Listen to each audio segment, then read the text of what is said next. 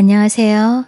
이 시간도 소리로 듣는 책방 오디오북에 오신 여러분을 환영합니다. 네, 이번 시간에 들려드릴 단편 소설은 김현숙 작가님의 작품 이웃집 여자들입니다. 이 작품을 읽으면서 또 한 번 자식 자랑은 함부로 하면 안 된다라는 말을 떠올렸답니다.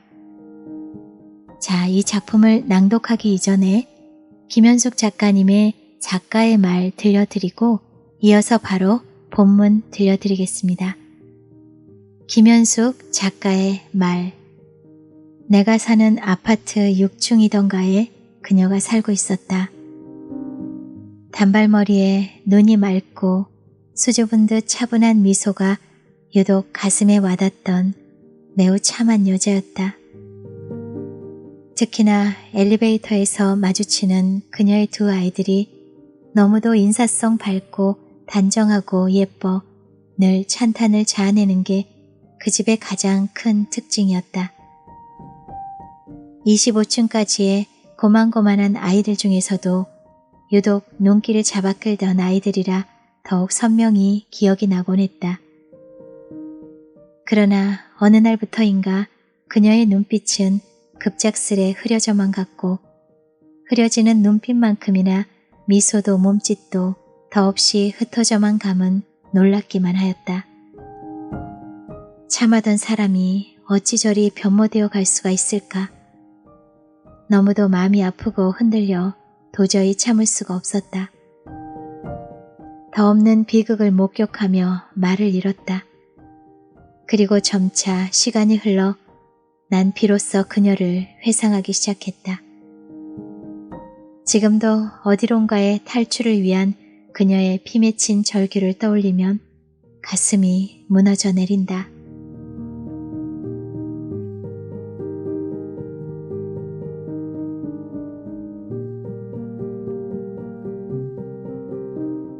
이웃집 여자들.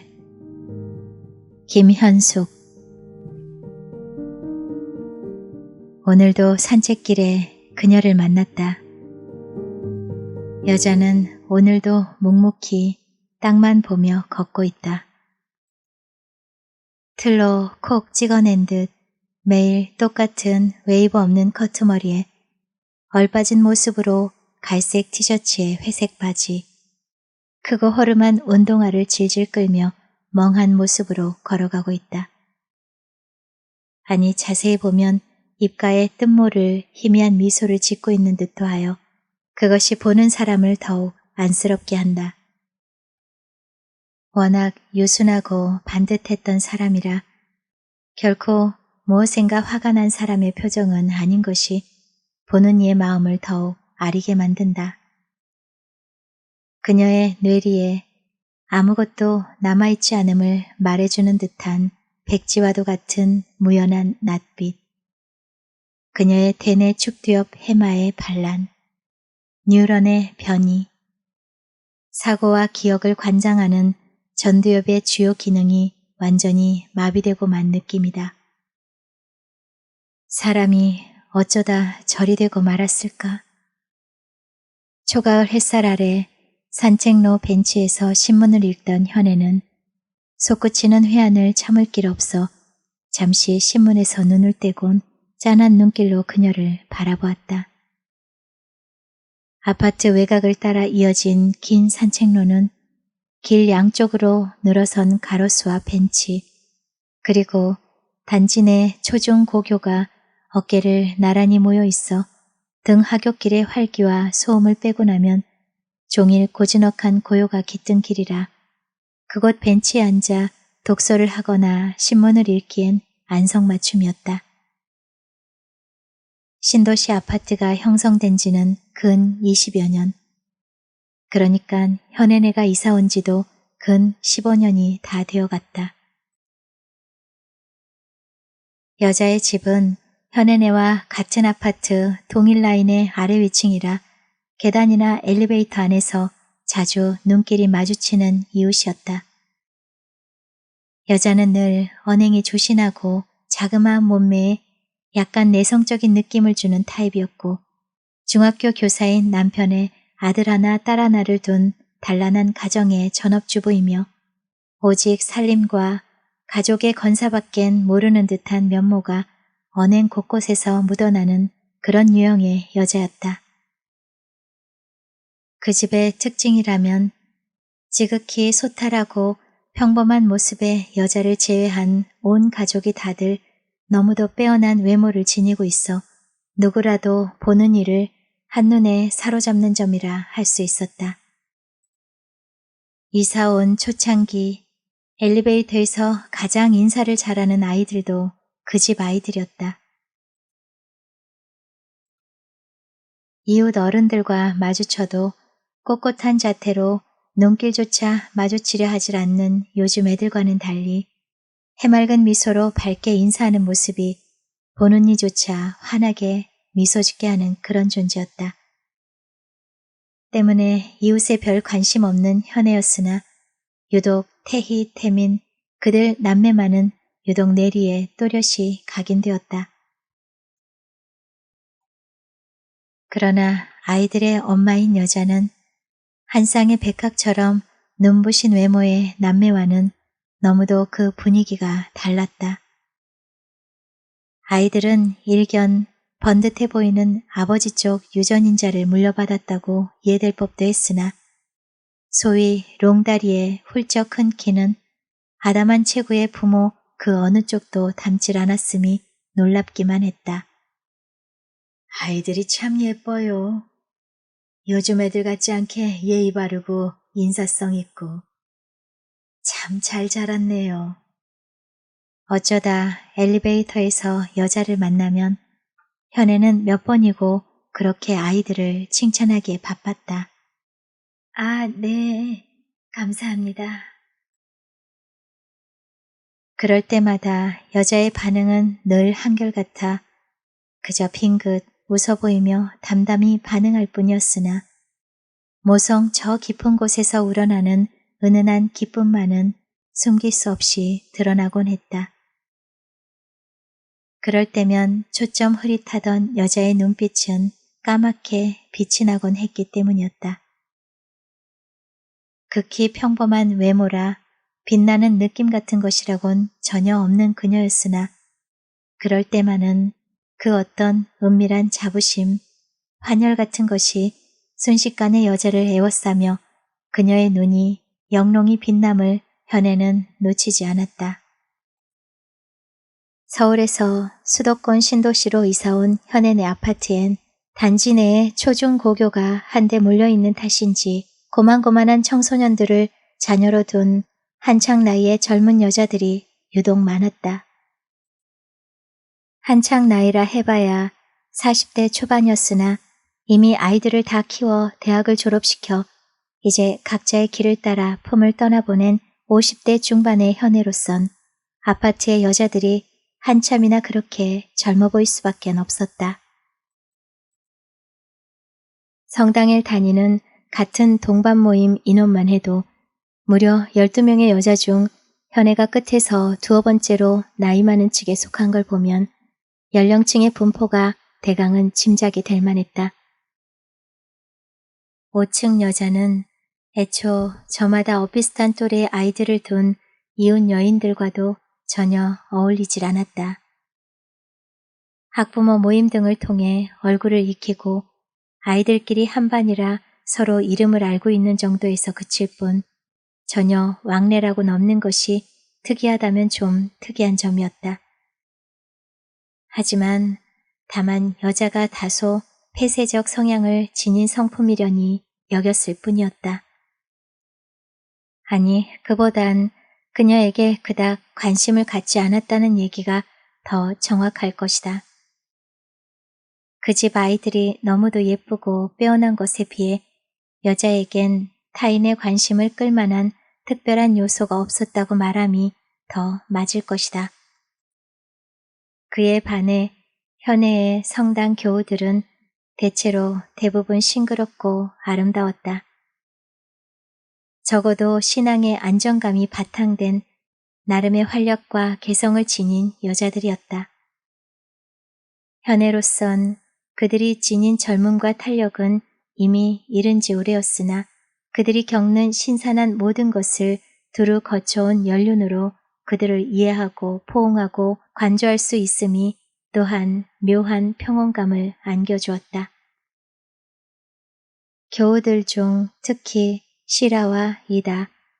그 두 여자는 본질이나 성향에 있어 매우 대조적인 경우여서 눈에 띄었다.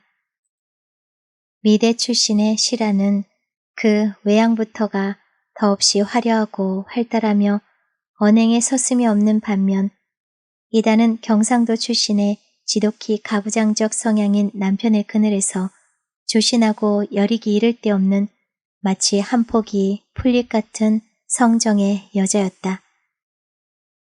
따라서 그들의 교육 방침이나 양육법 또한 현저히 다를 수밖에 없음은 당연한 일이었다. 시라에겐 아들이 셋이었는데 두 아들 밑으로 딸이 하나 생기기를 간절히 원했으나 그 시도가 끝내 실패로 끝나는 바람에 결국 터울이 많이 나는 늦둥이 아들을 하나 더 갖게 되었다. 때문에 늘 5살짜리 사내 아이를 옆구리에 끼고 다니는 그녀는 그러나 우악스런 아들 셋 사이에서도 늘 씩씩하고 활력이 넘쳐 경이롭기만 했다. 반면 이다는 권위주의적인 마초형의 남편 밑에서 위로 딸 하나와 아들 하나, 지극히 우동생인 남매를 키우며 조용히 살림에 전념하며 성당 활동에도 열심인 전형적인 현모양처의 유형이었다. 성당 여자들과의 밤 모임엔 나눔이라는 좀 특별한 시간이 있었다.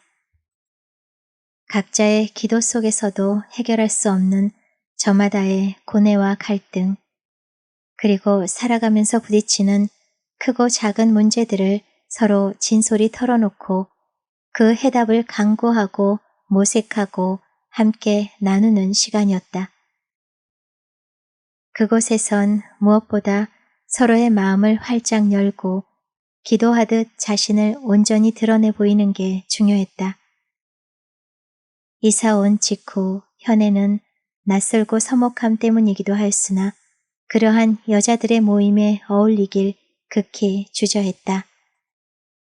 그러나 한 냄비 가득 수제비를 끓여 현관문을 두드리고 엘리베이터에서 만나면 환한 미소로 인사를 건네오고 부활절이면 온갖 정성으로 만든 예쁜 계란을 전하는 고김살 없고 밝은 여자들의 모습은 결국 현애의 마음을 함락시키고 말았다.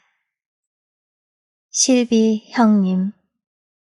어정쩡한 자세로나마 결국 반 모임에 나가게 된 현애를 성당 여자들은 그렇게 불렀다. 현애의 세례명인 실비아를 줄인 친밀감 깃든 호칭이었다. 한 달에 한 번 차례로 돌아오는 반 모임이 있는 날이면 여자들은 저마다의 살림 솜씨와 발군의 요리 실력을 발휘, 직접 만든 음식을 선보이며 풍성한 식사와 다과의 자리를 마련하곤 하여 현애를 놀라게 했다. 뭐 하나 버릴 게 없는 예쁘고 알뜰한 여자들이라고 현애는 내심 감탄을 금치 못했다.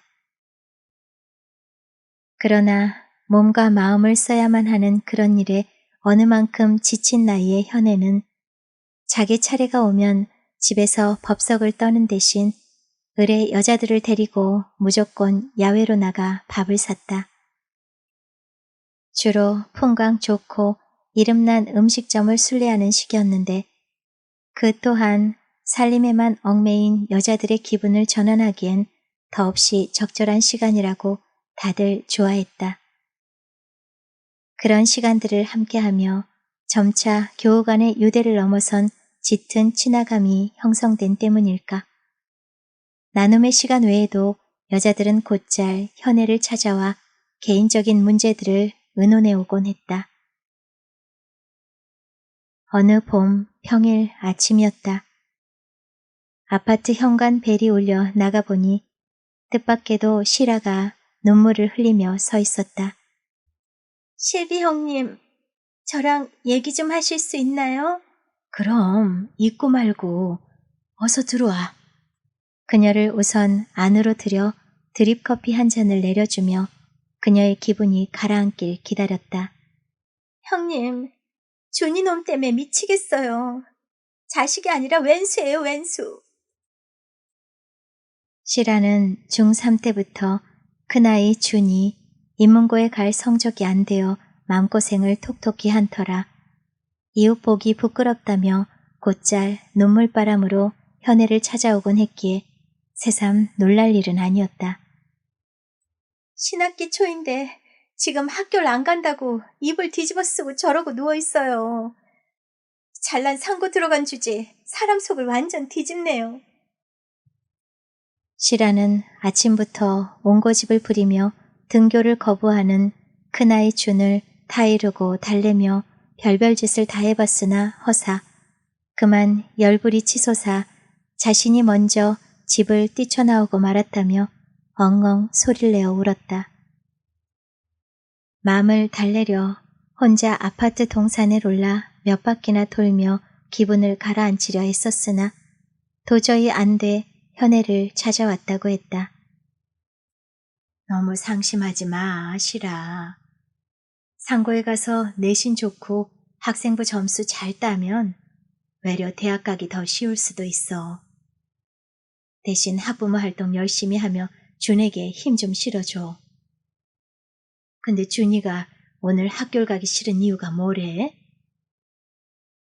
현애가 차분히 운을 떼자 시라는 한숨을 내쉬며 사건의 전말을 얘기했다.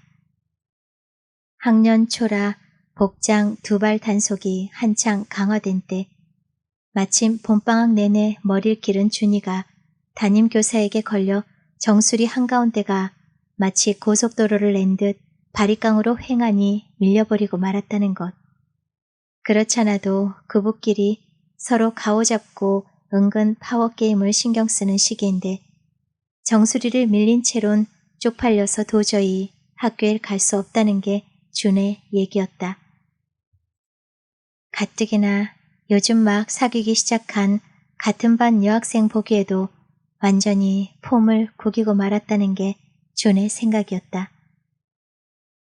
아이가 좋아하는 패션 모자를 씌워주며 머리털은 금방 곧 자라나니 조금만 참고 견뎌보라고 등을 때밀어도 막무가내 적반하장도 유분수 외려 미친 듯 화를 내며 고래고래 소리를 지르고 난리였다며 시라는 다시금 눈물을 글썽였다. 시라, 일단 화를 가라앉히고 마음을 너무 조급히 갖지 마. 그리고 되도록 아이를 이해하려고 노력해봐. 학교 하루 안 간다고 큰일 나는 거 아니잖아? 만약 험한 사고로 다치거나 아프거나 해서 학교 못 가는 경우보단 훨씬 낫다고 생각해. 현애는 그런 식으로 시라의 마음을 달래었고 자신의 양육 경험을 살려 몇 가지 조언을 해주었다. 공부 잘하는 아들이 반드시 사회의 모범생이 되란 법 없고 또한 공부와 효가 꼭 그렇게 정비례하는 게 아님을 주변의 모든 경우를 봐서 익히 잘 알고 있었던 때문이었다. 그날 시라는 현애의 조언대로 준과 함께 혼연히 백화점 나들이를 하여 그에게 새 옷과 비니 모자 그리고 맛있는 걸 잔뜩 사먹이며 기분 좋은 하루를 보내었고 오는 길엔 미용실에 들려 준의 머리도 되도록 바리깡 흔적이 안 나게 잘 밀어주었다. 아들과의 데이트, 그 결과는 성공이었다. 다음날 아침 밝은 미소로 등교하는 아들의 씩씩한 뒷모습에 시라는 가슴을 쓸어내렸다. 반면 이다의 아들 민호는 동네에서도 칭송이 자자한 범생이었다. 전교 1등을 도맡아 하는 우동생의 잘생긴 외모, 거기에 글까지 잘 써 주변 학부모 사이에서도 명성이 자자한 아이였다. 독서 광이라 할 만큼 책 읽기를 좋아하여 이다가 아들의 체계적인 독서를 위해 가정 방문 독서 지도사를 둘 정도였다. 이다의 딸, 민호의 누나 역시 선하고 예쁜 얼굴에 공부를 잘해 자식 농사 잘 지은 케이스로 동네 여자들의 부러움을 샀다. 현애가 보기에도 이다의 아이들은 어디서나 눈에 띌 만큼 인물 있고 똑똑하고 단정하여 기분이 좋았다. 시라 또한 이단의 아이들은 어쩜 그렇게 반듯하고 나무랄 데가 없대요 하며 긴 한숨과 함께 약간은 불온해 보이고 반항적인 자신의 아들 존을 비교하며 민호의 남매를 부러워했다. 그러나 아이들을 키운다는 건 참으로 알다가도 모를 일. 현애의 나이, 살아온 세월이 그걸 말해주었다. 타고난 감성과 다독으로 더없이 예민하고 명민하던 민호가 고2가 되자 어느 날 돌연 등교를 거부하며 홈스터디를 고집하여 주위를 놀라게 했던 것이다. 그로 인해 이다는 거의 실신지경에 이르렀으나 민호는 요지부동이었다. 학교란 환경이 불필요한 신경소모와 박제화된 획일적 교육으로 극히 비효율적인 과정일 뿐이라는 게 민호의 생각이었다.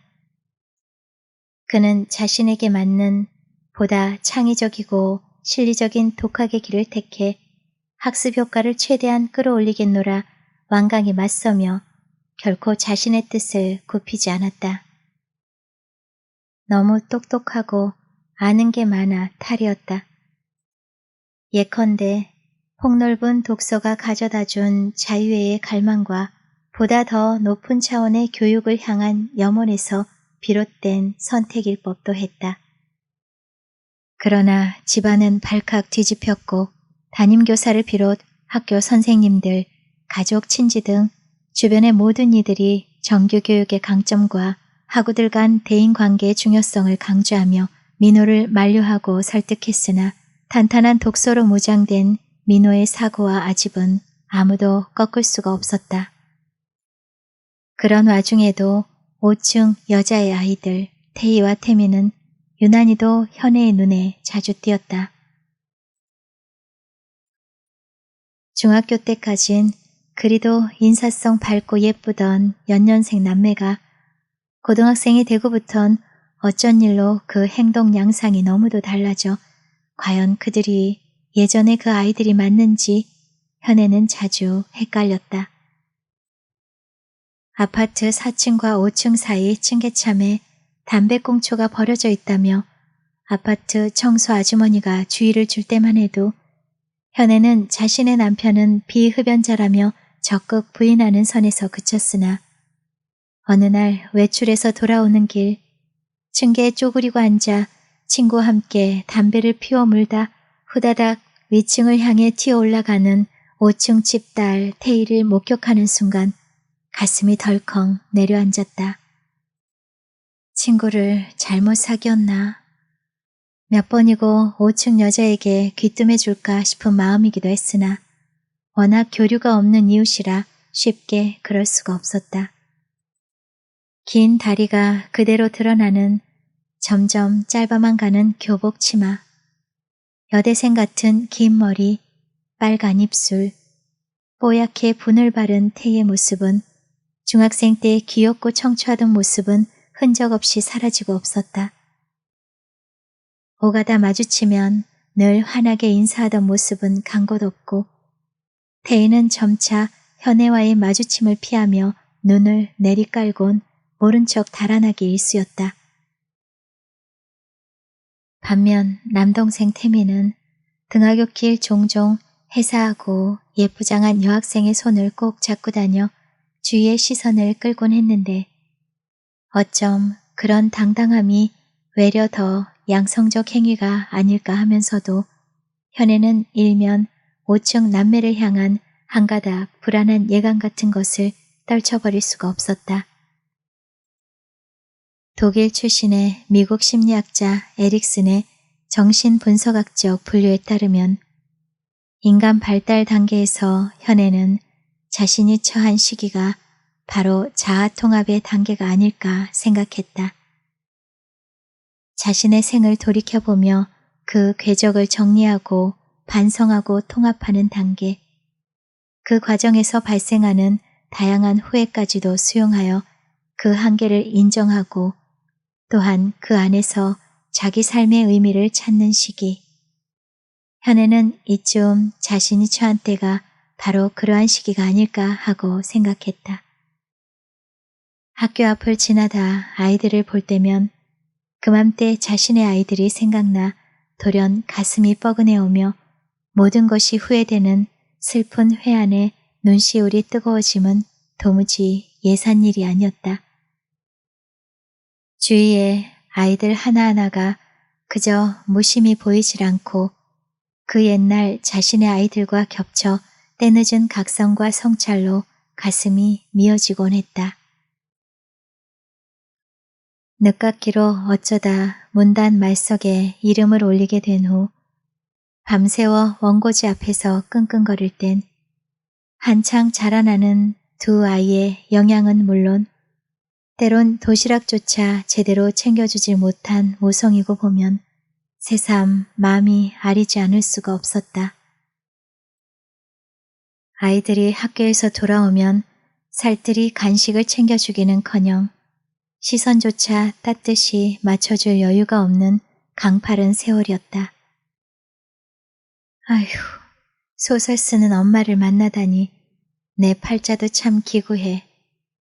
아들아이는 어느 날 학교에서 돌아와 머리를 쥐어뜯으며 글 쓰고 있는 내 모습에 버럭 화를 내며 가방을 집어던졌다. 그로부터 이어진 걷잡을 수 없는 아이의 일탈과 방황에 도리 없이 현애는 글 쓰는 일을 포기해야만 했다. 그뿐인가 모성의 따스한 관심과 보살핌에서 벗어난 딸아이는 재수까지 합쳐 1차, 2차 대입시 원서를 무려 24장씩이나 쓴 끝에 겨우겨우 서울 외곽의 어느 여대에 합격할 수가 있었다. 아직도 재수학원의 등원 첫날 가냘픈 어깨에 무거운 가방을 메고 집을 나가던 딸아이의 애처로운 뒷모습을 그녀는 잊지 못한다. 화사한 봄꽃 향연 속에서 참새처럼 제잘되며 무리지어 걸어가는 대학 새내기들의 활기차고 발랄한 모습에 가슴이 미어졌던 그날을 어찌 잊을 수 있을까. 그의 봄을 떠올리면 지금도 그녀는 심장이 반으로 쪼개지는 듯한 아픔을 느낀다. 좀 더 잘해줄 걸. 보다 지혜롭고 따뜻한 모성으로 대할 걸. 하지만 그건 이미 다 지나간 일. 결코 돌이킬 수 없는 일이었다. 그러기에 현애는 늘 이웃 여자들에게 조언을 아끼지 않았다. 아이들이 내 품에 있을 때 최선을 다해 사랑하고 보살펴줘야만 한다고. 생에 있어 그보다 중요한 일이란 실상 아무것도 없다는 걸 강조하고 또 강조하고 싶었는지도 몰랐다. 대입시의 결과는 엄청난 이변이었다.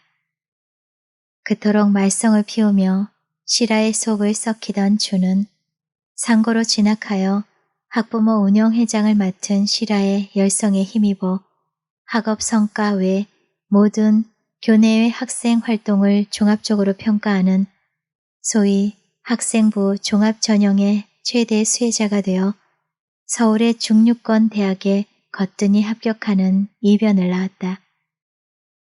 반면 이다의 아들 민호는 학교 생활을 접고 홈스터디를 통해 독학한 결과 결국 입시에 실패했다. 예측 불허의 결과에 교우들은 모두 말을 잃었고 현애는 민호의 대입 실패가 너무도 안타까워 속이 아렸다.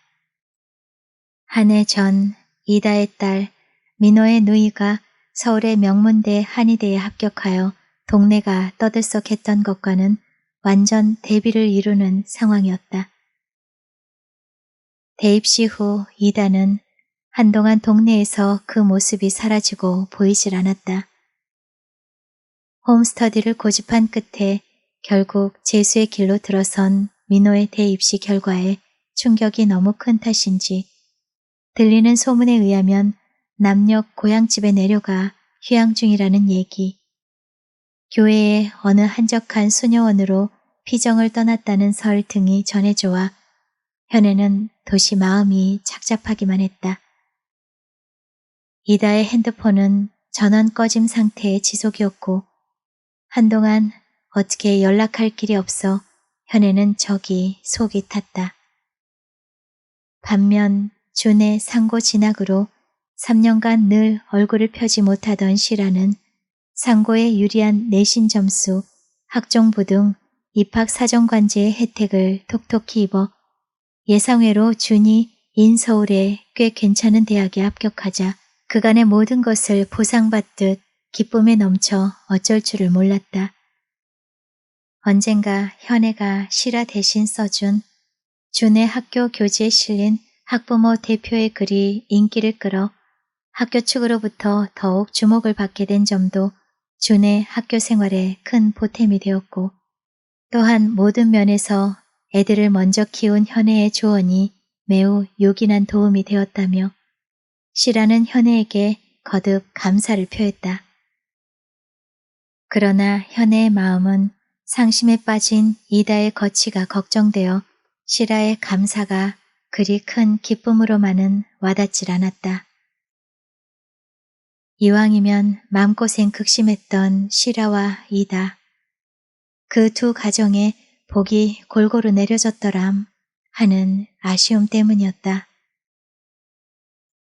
아이들을 키우고 교육함에 있어 가장 중요한 요인은 과연 무엇일까? 환경일까? 두뇌일까?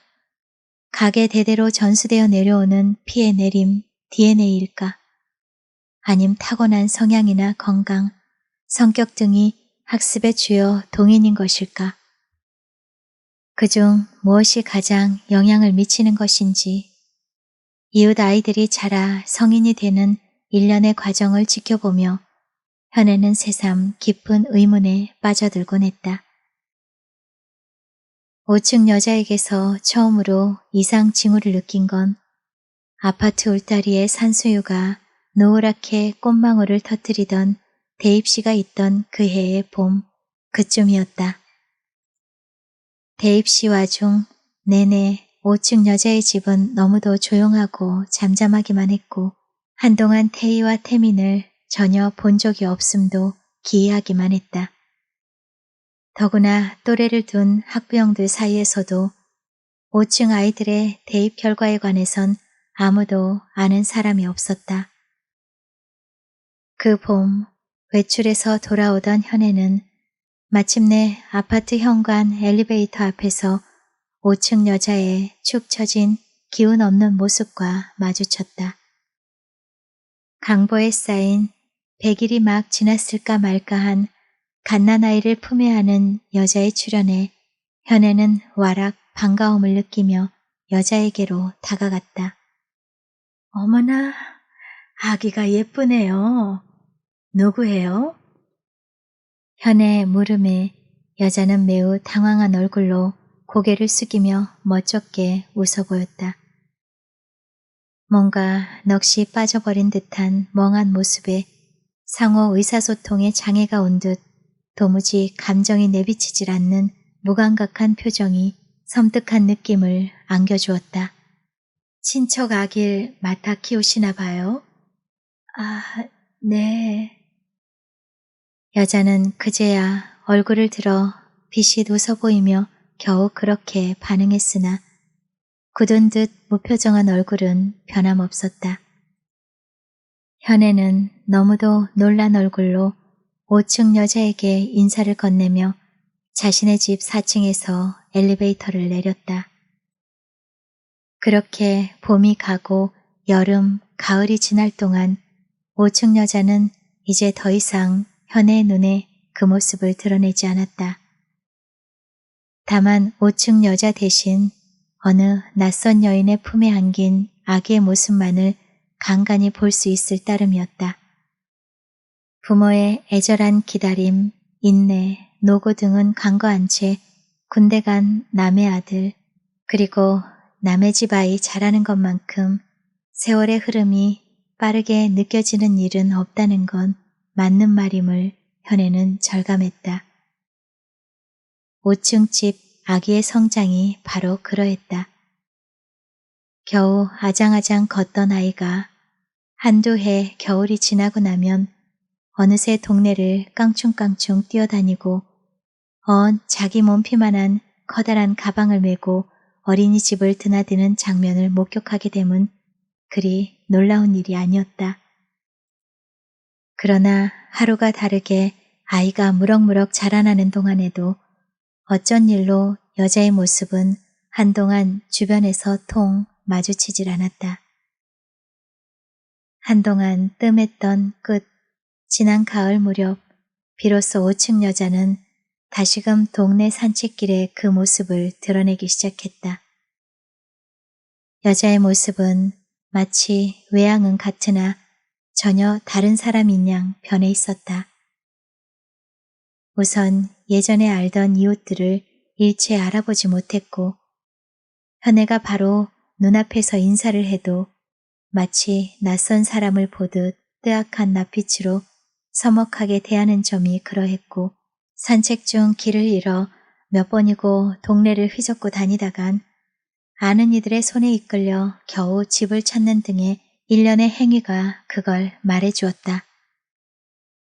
대내 양쪽 축두엽에 자리한 해마의 반란으로 지형이나 인물, 일정 장소에 대한 기억과 정서적 반응, 주위 환경에 대한 공간적 정보를 입력하는 장치가 완전히 마비되고 만 것일까?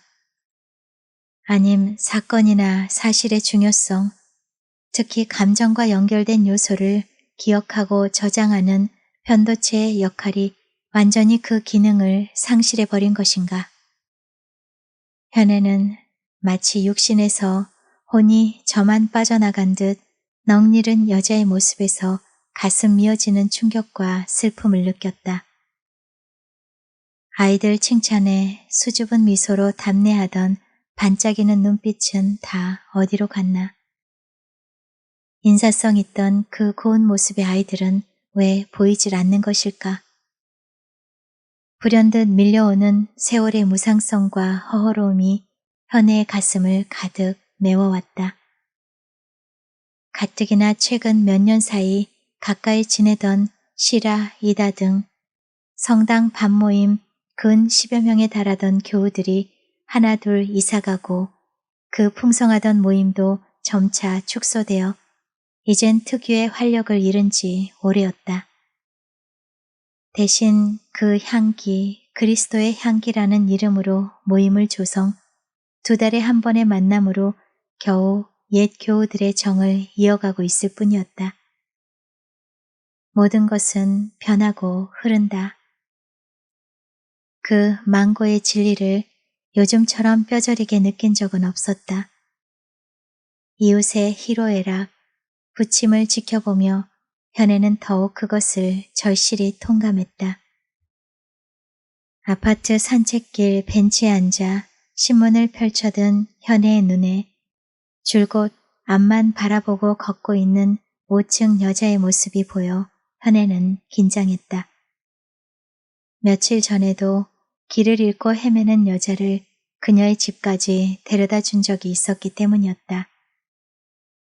엘리베이터를 타고 올라가며 몇 마디 말을 건넸으나 여자는 삐끗 웃어 보이기만 할 뿐 도무지 말이라고는 없었고 그녀의 집 5층 버튼을 눌러주어도 4층에서 내리는 현애를 따라 함께 내리려는 통에 혼비백산, 반드시 5층 그녀의 집 앞까지 데려다 줘야만 함을 현애는 알고 있었다. 그렇다고 아래 위층에 살며 결코 모른 척 할 순 없는 일이었다. 예의 산책길을 한 바퀴 돌아 나오리라 예상하며 현애는 한참을 벤치에 앉아 여자를 기다렸으나 허사였다. 무언가 불안한 마음에 자리를 털고 일어난 현애가 산책길 모퉁이를 따라 막 몇 걸음을 옮기자 저만치서 여자의 팔을 잡고 걸어오는 한 나이든 안악의 모습이 보였다. 현애가 반색을 하며 5층 여자에게 다가가자 함께 오던 안악이 비로소 안도하는 낯빛으로 현애에게 말을 건넸다. 이분을 아세요? 그럼요. 같은 동 바로 위층에 사는 이웃인데요. 저랑 함께 가면 돼요. 근데 댁은 누구신지요? 현애가 물었다. 한교에 다니는 교우예요. 안악이 말했다. 낮에 혼자 교회 오면 번번이 집에 가는 길을 잃고 헤매곤 하여 가족들이 애를 먹어요. 방금 교회 앞에서 저랑 우연히 마주치지 않았다면 필경 또 길을 잃고 말았을 거예요. 5층 여자는 아무런 감정의 변화 없이 또벅또벅 앞서갔고 현애와 안악이 그 뒤를 따라 천천히 걸어갔다. 저희 혼자 나오면 절대 안 되는데 현관문 열고 자꾸 밖으로 나와 가족들이 애를 먹는다니까요. 안악이 거듭 우려를 표하는 통에 비로소 현애가 조심스레 안악을 향해 물었다. 근데 얌전하고 참하던 사람이 갑자기 왜 저렇게 된 거예요? 글쎄 말입니다. 아프기 전엔 교회를 안 다니다가 요즘에야 나오기 시작해서 저도 자세한 건 잘 몰라요. 다만 딸의 탈선과 퇴학 때문에 충격받아 절이 됐다지요. 대학 들어가 한창 예쁘게 꽃필 나이에 애엄마가 돼버렸으니 그 애미 맘이 어떻겠어요. 안악이 휴 한숨을 내쉬었다. 그럼 혹시 그 집 아기가 딸이 낳은 애라는 것인지? 현애가 놀라 반문했다. 아니, 위층이신데 아직 그 사실 모르셨어요? 어머, 저는 이미 주위에 다 알려진 일인 줄 알곤, 어머, 어쩌나? 낭패한 기색이 역력한 얼굴로 안악이 말을 얼버무렸다.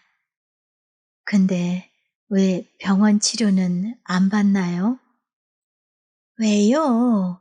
오랫동안 입원도 하고 한동안 교회 소속 기도원에도 가 있고 온갖 치료를 다 받았어도 진전이 없어 요즘은 그저 교회 다니며 성령 치유만 받고 있다네요. 아, 그랬군요. 강한 둔기로 머리를 세게 얻어맞은 듯 얼얼한 충격에 현애는 더는 아무 말도 할 수가 없었다. 다만 수고하셨어요. 오늘은 그만 가보시죠. 이분 제가 집까지 모셔다 드릴게요. 겨우 그렇게 말했을 뿐이었다. 5층 여자는 혼자서도 잘 갈 수 있음을 보여주듯 두 사람의 대화엔 전혀 상관없이 앞장서 성큼성큼 걸어갔다. 현애는 황급히 여자를 뒤따르며 교회 안악을 중도에서 돌려보냈다.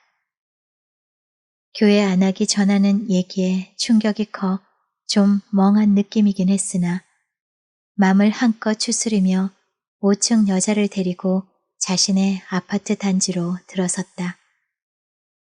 여자는 전혀 방향 감각이 없었다. 아파트의 다른 동으로 들어가려는 걸 저 동이 우리 동이에요 하며 시종 현애가 앞장서 길잡이 노릇을 했기에 가능한 일이었다. 여자가 돌연 아파트 정원 벤치에 주저앉으며 현애를 향해 손짓했다.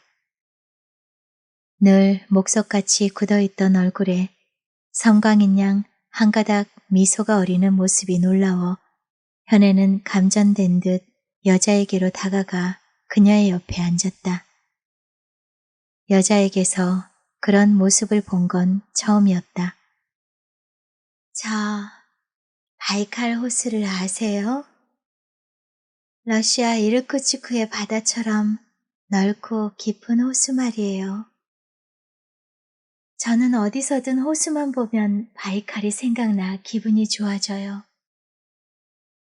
우리 오빠가 이르쿠츠크에서 광산을 하는데 무척 부자예요. 우리 애들이 아직 고등학생이잖아요. 졸업해서 대학 갈 때면 꼭 데리고 오랬어요. 태희는 발레를, 태민이는 성악을 공부하고 싶대요. 그곳에 유학 오면 우리 오빠가 도와준다고 약속했거든요. 뜬금없이 바이칼을 얘기하는 여자의 눈빛이 순간 깜깜한 그녀의 대뇌, 그 어디쯤을 비추는 살별인 양 찬연한 빛으로 반짝였다. 예전 현애가 여자의 아이들을 칭찬할 때 드러내 보이던 까맣게 빛나는 눈빛. 여자의 무의식에 낙뢰가 내리친 듯 깜빡 제정신이 든 것일까. 이쯤의 흐릿하고 초점 없는 눈빛과는 완연히 다른 모습이었다. 현애는 여자의 갑작스런 변화에 놀라움과 당혹감을 감출 수 없었으나 일면 마음 깊은 곳에서 솟구치는 근원 모를 반가움에 스며들 듯 여자와 얘기를 나누고 있는 자신을 발견했다. 특히나 이르쿠츠크란 도시를 그토록 정확히 발음하는 여자의 말엔 놀라지 않을 수가 없었다. 현애 자신조차 늘 이르쿠츠크를 이르츠크 혹은 이르쿠츠로 발음하기 십상인 까닭에 더더욱 그녀의 또렷한 총기와 발성이 놀랍기만 했다.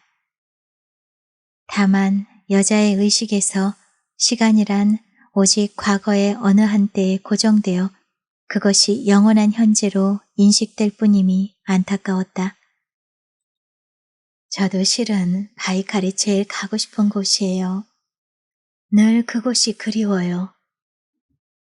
비행기를 타고 모스크바로 가던 중 이르쿠츠란 도시에서 주유를 위해 잠시 쉬었다 간 적이 있어요.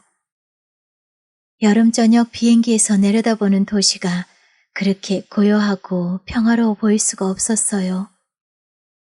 순간 그곳 바이칼 호수를 떠올리며 언젠가 꼭 한번 이르쿠츠에 다시 오리라 다짐했죠.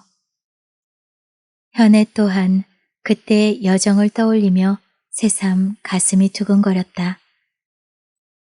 이르쿠츠가 아니고요. 이르쿠츠크예요. 이르쿠츠크. 놀랍게도 여자가 현애의 틀린 발음을 고쳐주며 맑게 웃어 보였다. 순간 두 여자의 입에서 웃음이 터져 나왔다.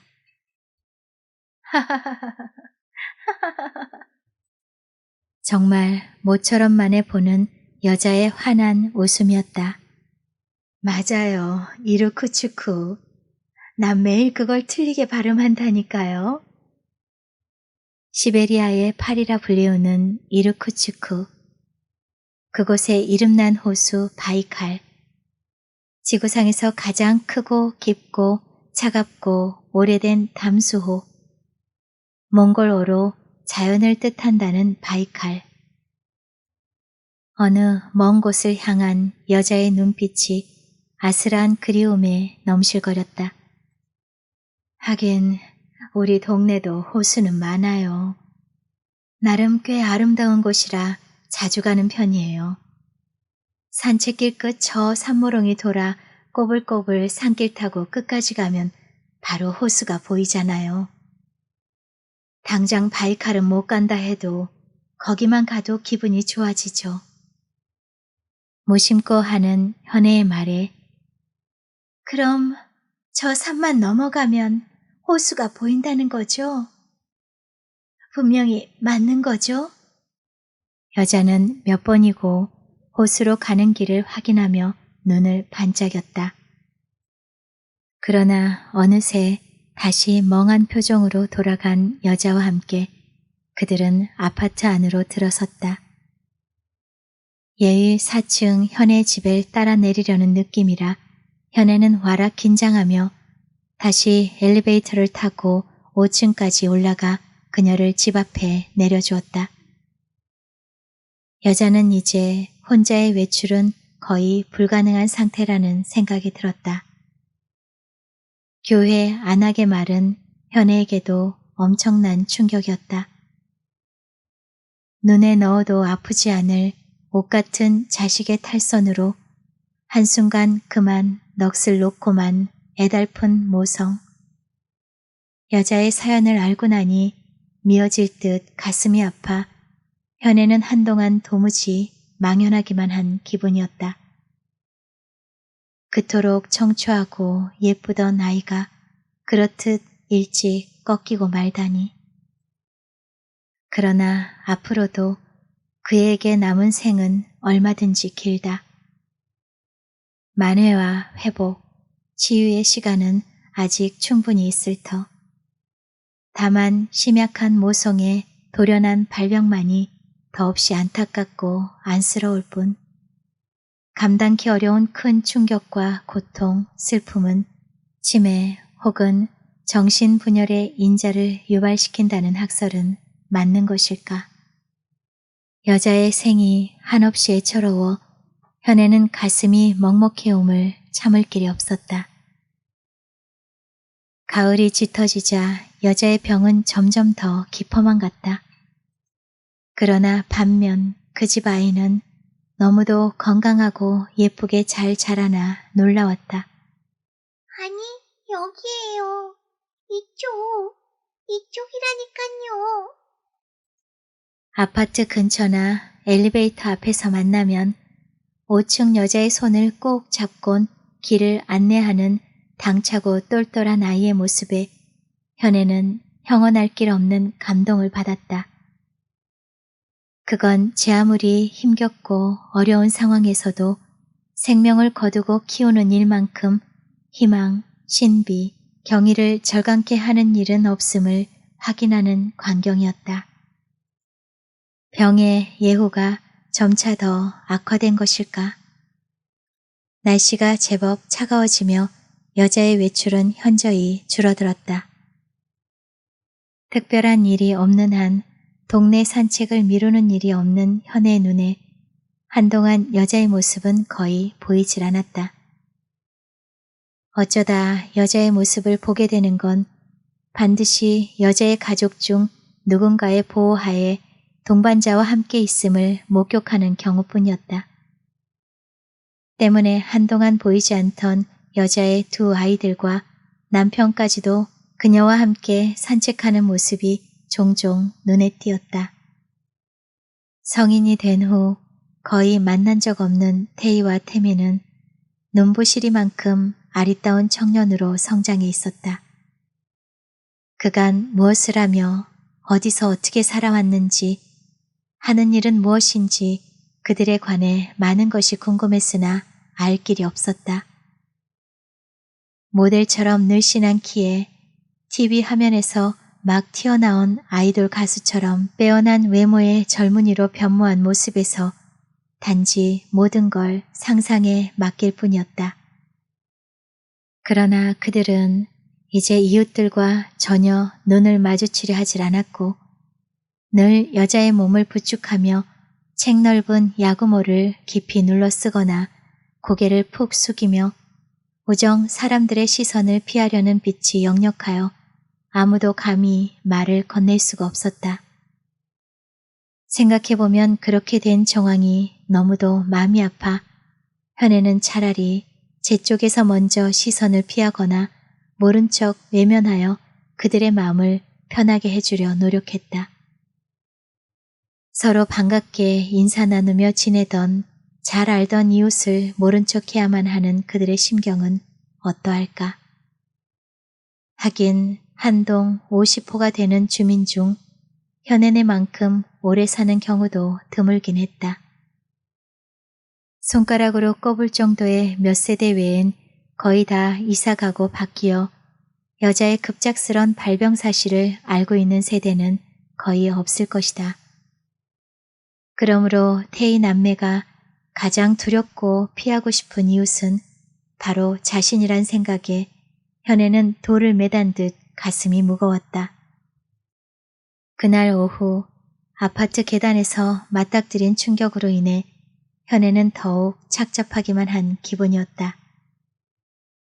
가까운 마트에서 장을 보고 아파트에 들어서니 엘리베이터가 고장나 현애는 무거운 짐을 들고 힘겹게 계단을 올라갔다. 계단의 4층 중간쯤을 올랐을 때 절규하듯 외치는 5층 여자의 날카로운 비명이 들려왔다. 이어서 웅성웅성 잡고 끌고 말리는 듯한 다급한 실랑이의 기척에 현애는 주춤 걸음을 멈추곤 계단을 타고 올려오는 소리에 귀를 기울였다.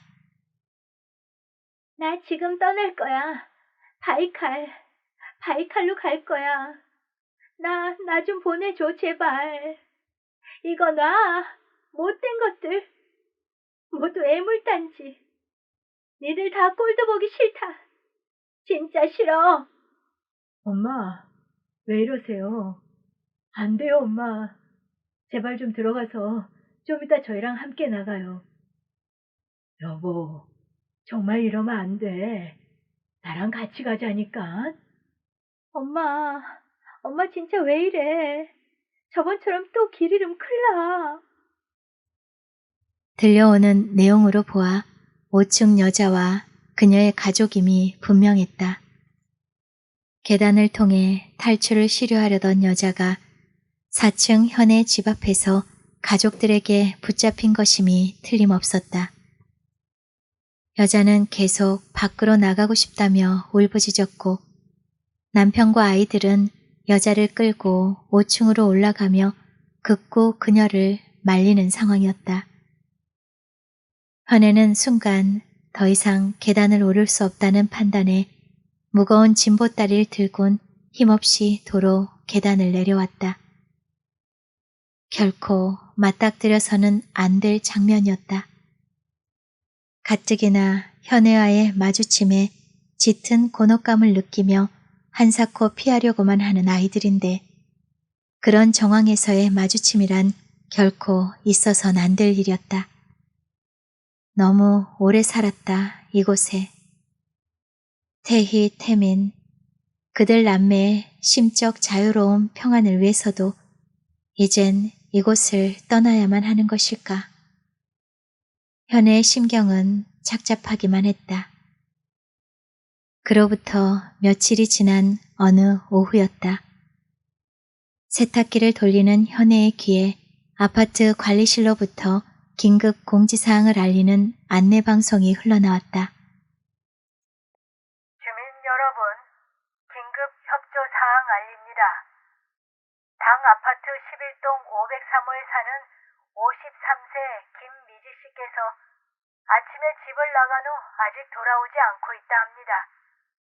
김미지 씨는 최근 기억력이 상실된 환자분이라 하오니 이 점 양지하시어 주민들의 적극적인 협조 부탁드립니다. 인근에서 그분을 발견하시거나 찾으신 분은 속히 당 아파트 관리사무실로 연락 바랍니다. 차림새는 회색 바지에 갈색 점퍼 차림, 단발 커트 머리형이라 하오니 참고하시기 바랍니다. 다시 한번 말씀드립니다. 현애는 세탁기의 정지 버튼을 눌러 소음을 죽인 후 몇 번이고 귀를 기울이며 방송을 듣다간 그만 그 자리에 털썩 주저앉고 말았다. 분명히 5층 여자의 실종을 알리는 내용이었다. 순간 직감적으로 여자의 행방이 뇌리에 와 박혀 현애는 자신이 마치 죄인이 된 양 가슴이 마구 벌렁거렸다. 지난번 아파트 정원 벤치에서 유독 산 너머 호수로 가는 길을 묻고 또 묻던 여자의 결기 어린 눈빛이 떠올랐기 때문이었다. 전화기를 들어 다이얼 114를 누르는 현애의 손에 심한 떨림이 전해왔다. 디호수공원 관리실 번호 좀 부탁드립니다. 현애의 직감은 정확했다. 공원 관리실과의 통화 결과 여자는 벌써 몇 시간째 호숫가를 맴돌며 좀채 떠날 기미를 보이지 않고 있었다. 어찌 혼자 산을 넘어왔는지 옷이며 신발이며 온통 흙투성이가 된 채 종일 호숫가를 배회하는 여자. 이를 수상히 여긴 공원관리실 측에서 보호 대상자로 지목 예의주시하고 있노라 얘기했다. 감사합니다. 이웃인데 지금 곧 데리러 갈 테니 조금만 더 보호해 주세요. 그리운 바이칼. 오직 그녀만의 바이칼을 향하여. 현애는 전속력을 다해 차를 몰고 여자가 있는 호숫가를 향해 달려갔다.